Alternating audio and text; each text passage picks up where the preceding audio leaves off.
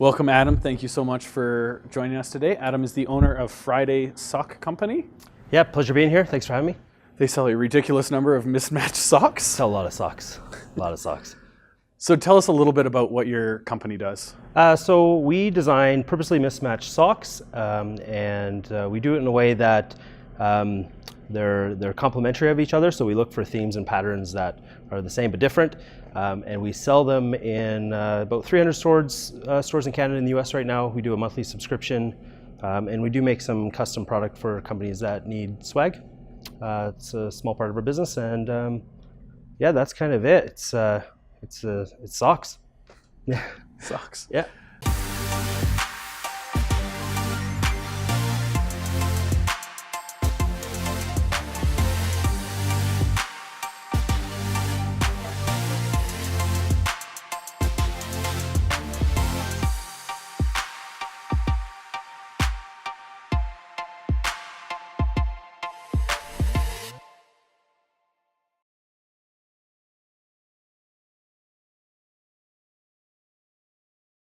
So how did you get into the sock business? Yeah, so I get a lot of ideas, and I sometimes drive my wife crazy with lots of different things that I want to do. And so this was just one idea that I had, and she said, just please do it and shut up.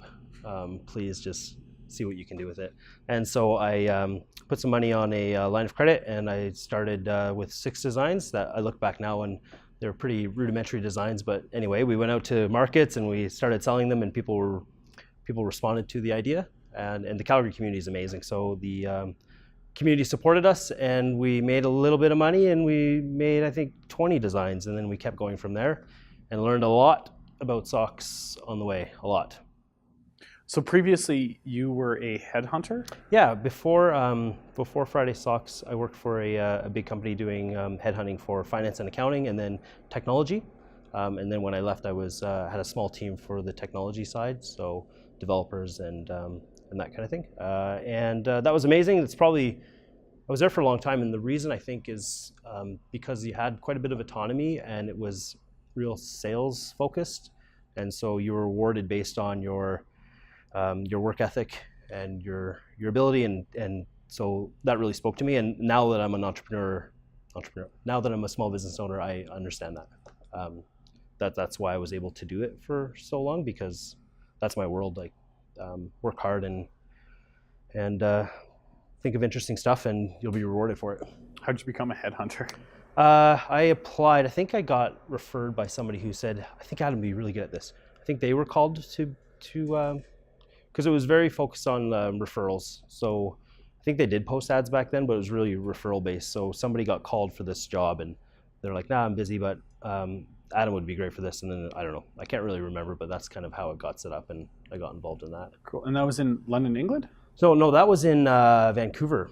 Oh, okay. I was a currency broker in London while I was there. But that was in Vancouver, and then I was there for 3 years in Vancouver, and then I moved back to Calgary, and I was in the role for about 4 years in Calgary. Okay. And what did the transition look like from headhunting to selling socks? Yeah, I worked really hard, and so a typical day would be coming home from work and eating dinner, and then working on socks until 1 or 2 in the morning, and going to bed. And it was Groundhog Day, every day the same thing. And then on weekends we would be trudging off to markets with bins of socks and trying to sell socks at markets.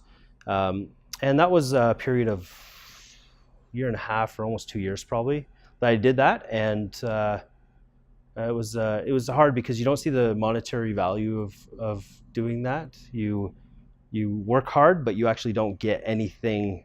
You don't get any cash. You're just working hard, and you're trying to build more inventory so that you can build the business. So it's a pretty hard thing to do because you're not really seeing the fruits of your labor, other than the business growing marginally at that time anyway.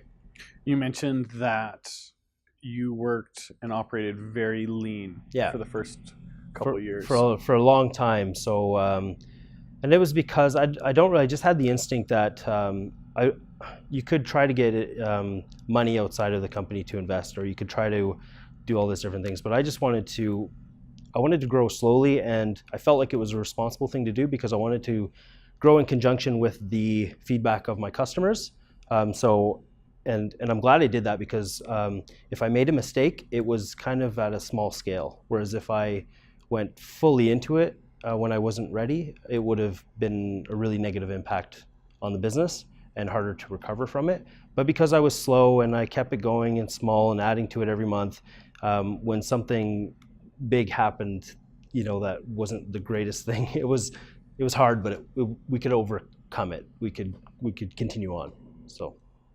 So with the inventory, you said there's some struggles that come along with that, like tax implications. You have to put a bunch of money into inventory. You want to have as much as you can. What kind of struggles did you find with that, and how did you deal with those? Yeah, it's just like it's always a game of, and this is also comes back to being as lean as possible. Every single dollar that I would make would go back into inventory, and when you run maybe a services business, you can see. You have your overhead and stuff, but you can see some of the profits there. But with an inventory-based business, speaking to mine, I would put everything back in because you got to build the inventory. And what happened, I think, our first year and then our second year, actually, because we were lean, we were growing slower, we would run out of inventory mid-December because we didn't have the capital going into that busy holiday season. So we would buy as much as we could, and then it would sell out, and then stores would say, hey, it's still really busy. Do you have this stock? And I would have to say, no, I have this, and this, and that's all we have. But I overcame that by being careful what stores I added to our list of stockists and how many. And even today, we have targets and goals, and we don't try to get into every store.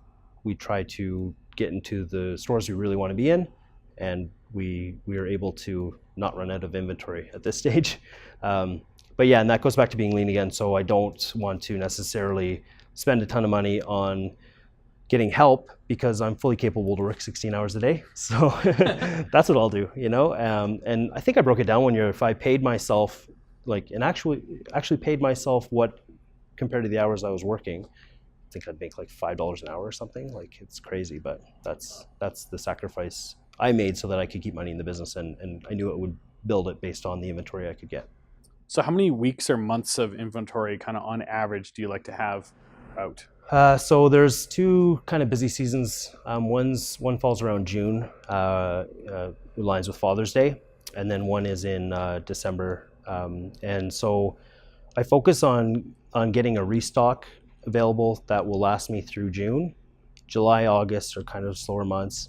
And then by late August, September, I want to have a ton of inventory that I feel like will take me through till November. And then I have a delivery that comes in, say, late October that'll take me the rest of the way through. That's kind of what I've done in years past. And so this year, it just depends on what product categories we're going to expand into, because once you expand into a product category, a different kind of stock, if you will, then now you've got a stock inventory for that product category. At the same time, you don't want to take the eye off the ball for what you're known for or what stores are selling your product. At what point did you realize that you could transition and quit your day job and just do socks full time? I remember it really clearly because it was a monumental time in my life. It started to, what I was doing for socks and my business started to really leak into my day job. And I tried to balance that as much as I could. But it got to the point where I kind of looked at what I was doing and I said, I think that if I can get 3 months worth of safety, I think I can keep it going.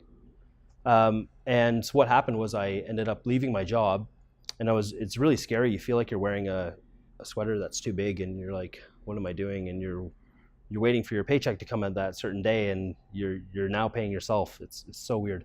But so that time came, and then what happened was a company in Calgary asked me if I could make custom socks for them, and I'd only done like one project, a really small project up until that point. So of course I said yes. Yeah, I can do that. And so I managed to do it, and it was great. and it provided enough revenue that I could kind of feel safe for another 3 or 4 months. And then it just keeps building, and you try to just keep that line of sight 3 or 4 months ahead of time. And even now, even with the business the way it is now, I still, when I do my budgeting and forecasting and stuff, I will put out like 4 months worth of, okay, is the warehouse paid for 4 months? Is my salary, is our employee's salary, everything's good for 4 months? Good. I can spend whatever's left, because whatever happens in 4 months, I'll figure it out, and we can make stuff happen. Mm-hmm. Smart. I think a lot of business owners tend to be a little bit too close to the edge there. Yeah. A lot of the time. And there's nothing wrong with that. Sometimes you got to get close to that edge, and we might get close to that place in a certain part of the season where we're just, the expenditure is just like spend every dime we have leading up until the holiday season. Mm-hmm. But for the most part, I'm careful to make sure that we're budgeted for 3 or 4 months for sure. Awesome. So you moved your production to Italy. Yeah. What made you decide to do that? So we were in a few different spots in China. We went through 3 different manufacturers there. And there are sock companies that make a really good product in China, but I couldn't find a manufacturer that I could work with well. So we had a lot of problems in the beginning with quality and consistency, a lot of community, like all the cliche kind of stuff. There was a lot of communication problems with the manufacturer I was dealing with, all 3 of them. And so there would be more of a misunderstanding, and things that I didn't necessarily want them to do, they would do, and I would kind of say, well, why would you do that? And it was really rough. I had some really low moments when that was happening, but we got through it, and I kind of said to myself and my wife Leanne, I said, I'm either going to have to like stop this, or we're going to have to shift and figure something else out. And so I was kind of like, if I could find a manufacturer in Europe or the US, and I position ourselves as more of a premium product and a more quality product, co-aligned with the strategy of being purposely mismatched and already being niche, I think we'd be onto something with that. Because I think the more you differentiate yourself from what's out there, the better. And that was kind of like filling a need with a want. And I wanted to be different, and the need was to find a better manufacturer that I could communicate with and could provide a better quality product. And so the process to do that, there's lots of industry groups, there's websites that you can find, and you can go about starting to talk to manufacturers and say, hey, this is what I'm trying to do, get samples sent. Back then I'd have to pay for samples to be sent to me. Now they'll just like send them without me even asking. But and then you get samples sent, and you really try to find a manufacturer that you feel that you can trust and that you can work with. And that's probably, as far as manufacturing goes, that's probably the best advice I could give anybody that's trying to make a product, is to find somebody that they can trust and they can work with, and who shares the same values as you do. Because it's a long road, it's a challenging road, and there's going to be lots of ups and downs. So last year you got on the top 40 under 40, mm-hmm. and they said you're at roughly a $1 million sock company. Yeah. What does $1 million worth of socks look like? It's a lot of socks. We got possession of our warehouse about a year ago. We signed a 2-year lease, and when I got the warehouse, I was like, holy, this is a lot of space. We're good. Like, I'll get 2 years, but we'd probably be here for 5. And then we're drowning in inventory. So, and that's not because we can't sell it. It's because we're expanding and getting lots of different designs and getting enough of each design that we can fulfill orders of different types. So we're looking now, when our year lease is up, at expanding and doubling the size of the warehouse. And getting a lot more space, and I try to justify that as well, because then I can skateboard in there too, and that would be amazing. So yeah, I mean, we were just shy of $1 million. I had projected $1 million in sales. That's what we were just shy of that last year. This year we'll definitely we'll do more than that. I'm trying to target that we sell 200,000 pairs of socks this year, and we'll see. That's a lot of socks. It's a lot of socks. It's so cool because they go out to lots of different countries. They go to people in Calgary. You see them in the wild. Like, it's an amazing thing to think of something, put it, make a digital copy of, say, an image in your head and make it a design, send that, then have a knitting machine make it, then have it shipped back, and 6 months later, you just happen to see somebody walking to the train station and they're wearing that thing that was in your brain. Like, it's really cool. That is cool. So one of your greater accomplishments is winning Employee of the Month every month for how long? I'm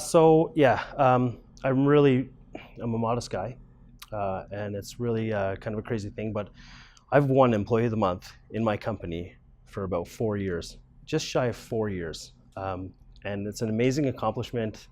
I feel blessed every day that I can kind of show the staff, something to reach for. Yeah. So I always share my Instagram stories of, as you know, myself awarding myself the Employee of the Month, and they love it. That's the real accomplishment there, not the $1 million in sales or the top 40 under 40. Yeah, no, it is. It's really that, just accepting that award from yourself to yourself. And actually, we have a trophy. I went to Value Village and I got like 3 pieces of a trophy that I'm going to make. So I'm going to unscrew one part, and it's going to be a giant, obnoxious trophy. And whoever wins Employee of the Month gets to put it on their desk. Nice. So it'll be on my desk. But you're only going to have one. You're going to just keep adding them to the I might add to it if I can, for sure. That might be a good idea. Going to be a bigger desk in a couple of years. Oh, it could have its own desk. Oh, yeah. I like that. Cool. So when somebody is selecting an e-commerce product to sell, what do you recommend they think about? I think they should think about how they can compete on being different rather than competing on price. I think they need to think about whether they like that product, whether they enjoy that product, because they're going to be around it a lot. Like, and I'm not going to say that I'm a fanatic for socks. Every time we go out, we go to a party, whatever. What do? I do socks, and then you end up talking about them. Talking about socks forever, right? Oh, my cousin wears socks. But so I like the design aspect of what I do, and as far as finding the relationships between things, and I like the positivity that it evokes in people. So I like aspects of what I do. So I would say choose an item that you're going to love a lot of aspects about, that will keep you driving yourself forward when it's challenging, and when you're doing a lot of stuff you didn't know you'd be doing, that isn't what you intended to be doing, because you own a business now and you got to do everything. I would say don't make a popular item the same as everybody else is doing it, and think that your branding or something is going to differentiate you, because it won't. If there's an item that you want to manufacture, it's e-commerce, I would say find something and make it different. Like, give it a twist. Find something that's different than other people, and you're going to be patting yourself on the back later when you're trying to get into stores and maybe your wholesale pricing and your retail pricing is a little bit higher. Because if you just do what everybody else is doing, all you're ever going to compete on is price. And that's really a battle you don't want to get into, because it just, it's not something I ever wanted to do. I wanted to be a bit different and add value as much as I could. Mm-hmm. So when you start out, a lot of people with an e-commerce brand, especially if you're doing manufacturing, it's really difficult to get over that initial hump, because your competitors are all going to be able to get things so much cheaper than you because of quantity. How do you suggest people get over that hump of, like, the whole quantity issue? Yeah, just like, so I would say have a story behind what you do. People vote with their dollars. People will pay more for a product that is the exact same as another product, because they like the brand, or they like the person, or they like the story behind this product. And it happens all the time. There's so many examples of it. So I would say that. And for us, it was designing socks locally in Calgary. It was the mismatch concept, but whatever we've done, we've tried to have a story behind it so that we can engage with our customer. And you could utilize social media a lot to do that as well. but you literally could have the same exact product as somebody who's selling it for cheaper. You just have to do a better job on the branding, and you have to have a better story, and people will pay more for that product. And then you get higher as far as quantities, and you don't necessarily have to reduce your price at that point, because you still have the story, you still have the brand, but maybe now you've positioned yourself so well that you're making a little bit more margin, and over time your competition won't be able to compete. Hmm. What was the biggest struggle for you to overcome in your business?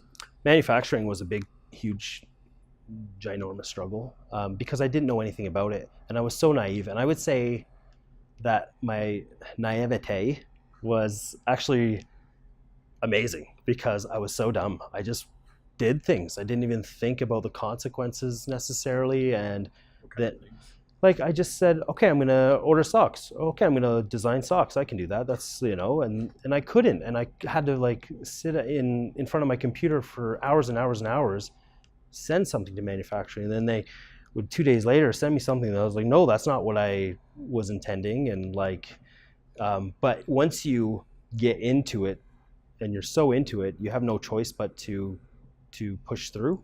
And for me, it was like, I invested at that time what I thought was a bunch of money, right, on my line of credit, right? So I had to succeed, because I didn't want to have to, as far as proving everybody wrong and saying, well, I can do this actually. Never mind that. It was also the financial component of it. Of, I spent all this money, I better at least make that back, right? But I was an idiot. I just like went for it, and I wasn't qualified, but now I am. 4 years later, right? I know I know a lot about socks. We've gone to the factory a few times. We've toured. Well, we use 4 different factory partners now. I've toured them all.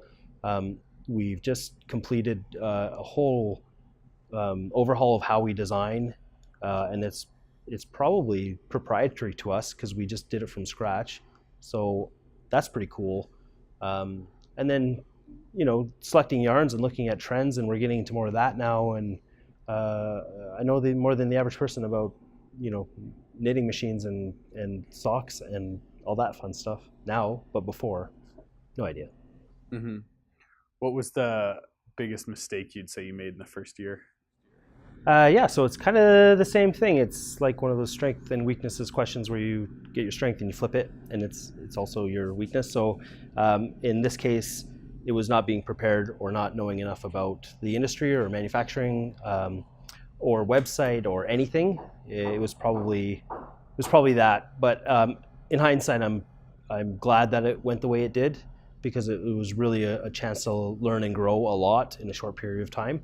But definitely the biggest mistake would have been being more prepared, understanding that kind of a business a little bit better, whether that would have been through looking for a mentor or finding somebody that has kind of been there, done that.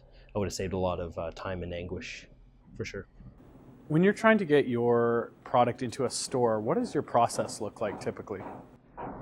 So my process, I come from a sales background. This is what I did for 8 years. So I was a very much a hunter mentality. I would go out and look for. We even took a trip to Vancouver once and spent 2 days driving around to different stores, looking for a certain kind of aesthetic. You look at other brands they're carrying, and you make a big list. And so we did that through Google. We did that through looking around different reviews of stores online, and just building a giant list of stores that we wanted to approach. And then I would get on the phone and I would call them, and I would explain who we were and what we did, and then I would ask if I could send them an email with some information. And it's really just a sales cycle. You just keep it in a funnel of a sales cycle, and you go through, going to contact them, pitch my product, going to send them some stuff, send them our information. If they want a sample, send them a sample, push it out a month, get back in contact with them, add some value, spend some, wait a little while longer, and eventually over time, they'll get to know you. You engage with them on social media. It's a hard job. Like, it's sales, just like any other sales job, except you're doing it for your own company. So you're really confident. You're a lot more confident in what you're selling, compared to other things that you might sell. Mm-hmm. But I just went out and found stores, and I called them, and I got to know them, and I started to get some callbacks. How many touches on average or interactions would you have typically before you'd get a sale or they'd become a client? Like a store. It depends. So you would have some smaller shops that you'd only have to contact a couple times and they might order right away, but the frequency of their order might be once a year, so you could get a bigger store, it would take a little bit longer, and they might spend more time watching what you're doing and seeing what you're coming out with. And then eventually they'll come around. So that's a little bit of a longer sales cycle. But what happens there is once you've built some semblance of a story with them and they get you, then your product sells well and they'll keep you stocked there. And they'll order more often and they'll order in larger quantities because they want to be the person or the store representing your brand. And I would also say too, with sales and stores and trying to get into stores, you have to be really careful about geography. You really don't want to be in a store and then right two blocks down, 2 doors down, the same store has your stuff, because there's no reason for them to be loyal to you at that stage, right? And you might commoditize your product. Whereas if you're looking at them and you're saying, okay, I can give you some exclusivity in your area, and the general principles of exclusivity for us are we don't want to be within walking distance of another shop necessarily, or one shop in one neighborhood within a city. And if it's a small city, maybe one shop in that city. That's kind of how we look at it. Right. So what advice do you have for people who want to become entrepreneurs or start an e-commerce business? My honest advice would be don't do it. Don't do something else. You have your weekends, you have your evenings right now. Why would you do that to yourself? And it's kind of serious. I was I don't know if you know, so I was a budding comedian at one point. So I was going to open mic nights and I'd do some sets at Yuck Yucks and all this kind of stuff. And so when we were all young comedians trying to make a go of it, we had a seasoned professional come in, and he kind of gave that advice. He said, you guys want to be a comedian? My best advice is don't. Just don't do it. And the whole thought behind it was that if you reacted in a way that was kind of in your own mind, if you reacted and you said, yeah, he might have a point, I don't know if I'm cut out for this, you're probably not, right? But if you had a reaction where it's who's this guy? He doesn't know what he's talking about. I'm going to do it anyway. Screw him, right? Then that is, that's basically you being able to do something and you have the confidence to do something. And so for somebody that wants to be a business owner, I guess I would have to know why they wanted to do it, because it is so hard and you work so much and you lose contact with friends that you don't necessarily want to lose contact with. And this is just my experience. And there's maybe family functions and your family will call you and you won't call your mom back in 2 days because you're so involved in doing a bunch of stuff and you forget your mom. You don't forget her, but you forget to call her, and then you're so it's really hard. So but the other side of that, you have this huge sense of freedom that what you do is for you or it's for your family. And you can take time off and you can be flexible with your schedule to figure stuff out once it becomes an actual business. I'd say don't do it. Go get it. There's a lot of jobs out there that pay really well. Go do one of those jobs. Yeah. Awesome. So what kept you doing it? What made you not quit in those 4 years? I can't do anything else. It's almost like a compulsion. It's like as hard as it is and everything, when you just have that overarching sense of freedom that what you're doing is for you, and I always had probably a bit of a problem with authority, so I never wanted to be told what to do. So, and now, here I am awarding myself Employee of the Month every month. No, but it's just, I couldn't do anything else. Maybe I'm a glutton for punishment. And I say that and I cast it in such a negative light, but it really is fun.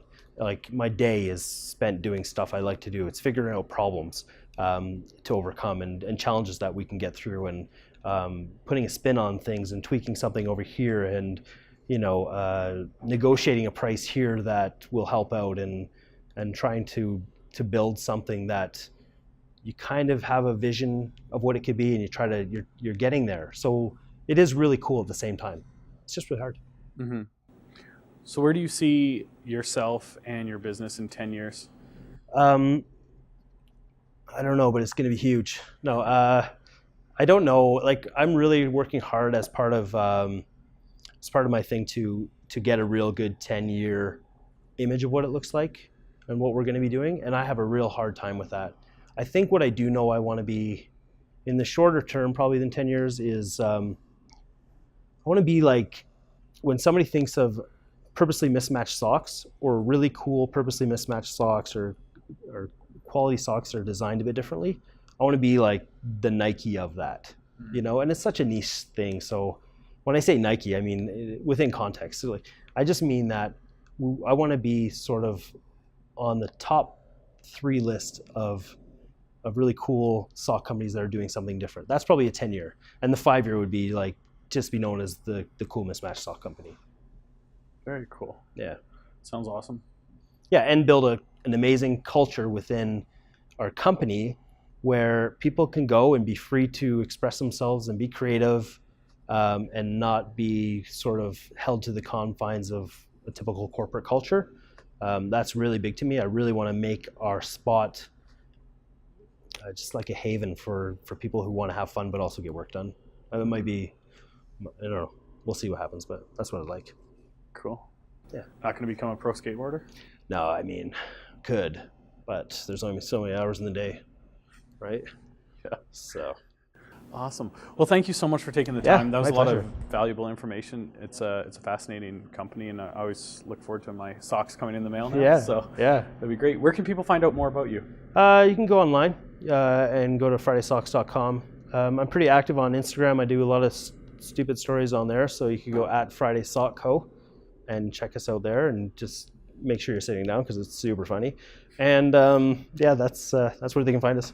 Awesome. Okay, cool. Thank you so much. I appreciate awesome. it, Adam. Yeah, thank you. Our first sponsor is Symbol Syndication, which is a video production company that I started. We do video production and online marketing for businesses of all sizes, ranging from solopreneurs to Fortune 500 companies.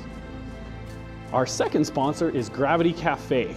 They've been gracious enough to give us their space. The coffee's awesome. They have live music 3 nights a week. The beer's great. It's an awesome place to come hang out. Another sponsor of the Ambition Project is Business Link. Business Link is Alberta's entrepreneurial hub. They are a nonprofit organization that helps people navigate the steps towards starting their own businesses. Just because you're in business for yourself doesn't mean you're in business by yourself. Business Link's team of in-house startup experts are there to support you all along the way. Our next sponsor is the Better Business Bureau.